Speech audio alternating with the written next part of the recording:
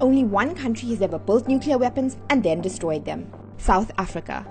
But the decision to nuclearize in the 70s and denuclearize in the 90s has been shrouded in mystery. Here's what we know for sure. In 1974, the South African white minority government decided it wanted to build nuclear weapons of its own, but that it would be top secret. 6 Hiroshima-like atom bombs were built at a cost of $800 million, each weighing a ton, and with the potential to wreck a large city and wipe out 100,000 people. In 1989, South Africa's President F.W. de Klerk decided South Africa would get rid of its nuclear weapons. In 1991, the country signed the Non-Proliferation of Nuclear Weapons Treaty, and 2 years later, F.W. de Klerk acknowledged that South Africa had created and destroyed weapons of mass destruction. But that leaves a lot of unanswered questions, which wrap the facts in mystery. How, for instance, did South Africa develop atom bombs without anyone noticing? Some say it used the cover of a civilian nuclear energy program, with the government accumulating expertise and hardware from abroad and uranium from its own mines.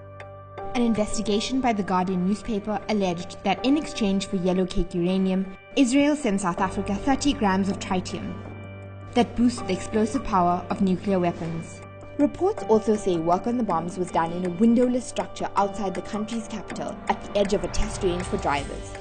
Officials say physicists and engineers who worked on the project had to be South African-born citizens or living in the country for at least 15 years. Over 1,000 people worked on the nuclear program, but only 10 people in the country knew all of its secrets. But why was South Africa building nuclear weapons anyway? In the 70s, it was a pariah state, isolated from the rest of the world because of its human rights abuses.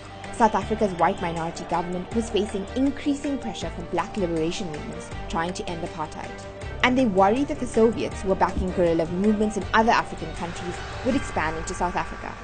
F.W. de Klerk has said in a recent interview that if the country came under attack, the government planned to detonate a test device and threatened to use the weapon until the USA or Britain or France came to its aid. As South Africa's newly elected president in 1989, he decided that South Africa would dismantle its nuclear weapons. So why the change of direction? De Klerk later said it was because the Soviet Union was not a threat anymore, but many critics don't buy that.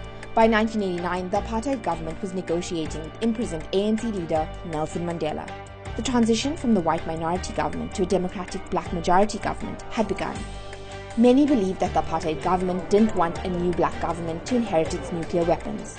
According to some government officials, the bombs were dismantled and their highly enriched uranium loaded piece by piece into the trunk of a Toyota sedan and ferried in a number of trips to a secure facility.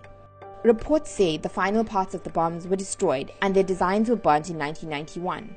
But what happened to the explosives that were in the bombs? Well, South Africa still has 485 pounds of the enriched uranium locked in a vault in a nuclear research facility, and it's been a bone of contention between the US and South Africa since. US President Barack Obama appealed to South African President Jacob Zuma to convert it into reactor fuel in 2013.